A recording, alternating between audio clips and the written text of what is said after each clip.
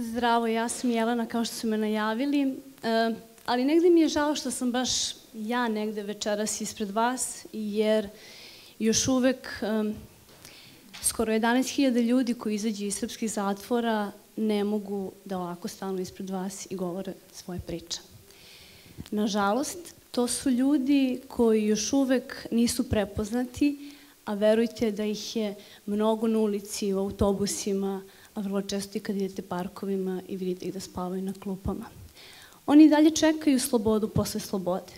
Oni čekaju do onog trenutka kada izađu iz zatvorskih ćelija, zaista iz njih izađu. I da te ćelije izađu iz njih. Da zaista budu oni pravi, slobodni građani. Da osete slobodu. Jer su tamo negde u nekom zatvoru zbog svojih dela odužili dug društvu i sada trebaju da postanu korisni članovi. Oni čekaju da iz one izolacije u kojoj su bili, gde su naučili da nije dobro biti izolovan, da treba biti onaj pravi čovek koji neće više činiti dela, zaista budu prihvaćeni kada ponovo u svoje društvo uđu. Ali kad izađu na slobodu, radeći sa njima, mi smo shvatili da vrlo često ono parče neba koje su oni gledali kroz rešetke shvataju da to možda nije ono isto parče neba slobode koje su očekivali kada će izaći. I da lanci koji su se pokidali i trebali da označe slobodu zapravo su napravili nešto novo, a to je novo odbacivanje od strane društva. Međutim, pokretajući Neostart i želeći da nešto menjamo po tom pitanju, smo shvatili da je veliki broj njih koji je u takvoj situaciji. Mi smo verovali da zaista možemo to da promenimo i da te nevidljive ljude ne želimo da učinimo vidljivim, ne želimo da oni nose tu stigmu, već samo da postanu da je onog društva gde su bili izolovani. Tako jedan dan Marko dolazi u našu organizaciju i zanimljivo je to što mi kada pogledamo nismo nešto mnogo uradili za njega, ali sada 3 godine kasnije mi smo radili mnogo. Mi smo njemu pružili ruku i za početak smo verovali u njega. On je imao 10 godina zatvora iza sebe. Ne u komadu, što bi oni rekli žargonski, već ulazio, vraćao se, izlazio napolje. I nekih 15 godina zavisnosti iza sebe. I jednog trenutka je rekao da je dosta. Ali mu više niko nije verovao. Nisu verovali prijatelji, nije verovala porodica.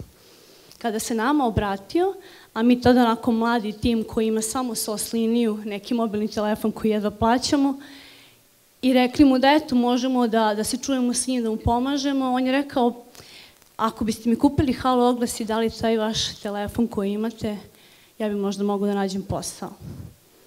I on je vrlo brzo našao posao, zvao nekoliko oglasa i za 3 godine je promenio preko 20 poslova. Ali to je dobro.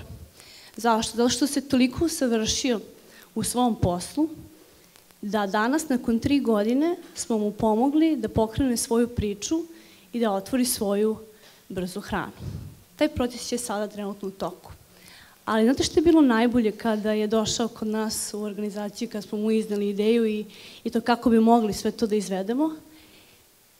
Osim što je odmah imao celokupan biznis plan i to je sve bilo super, prvo sledeće što je rekao jeste, ali uvek ćemo gledati da imamo jedno radno mesto koje može da se napravi kad nam treba i kad nam ne treba, kad neko izađe da odmah može da se zaposli, da krene svojim putem. I zapravo on je tada pokazao da je on napravio kod sebe promenu i da želi da promeni on sada nešto u društvu i da zapravo one zatvorske rešetke ne treba da zamene neke nove društvene rešetke.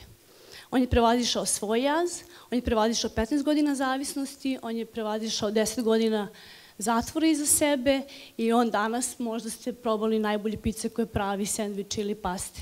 On je uspeo ono najbolje da probudi u sebi i da se vrati na pravi put. Mi smo mu zaista verovali, mi smo mu pružili podršku i želim vas večeras da pozovem da samo negde budete svesni da su takvi ljudi oko nas, da jesu grešili, napravili neke greške, ali da oni izlaze i da oni treba da dobiju podršku kao i svi drugi.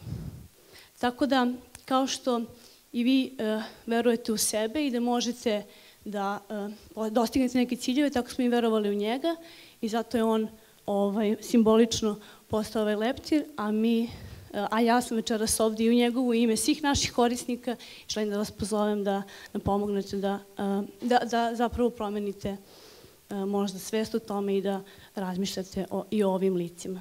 Hvala.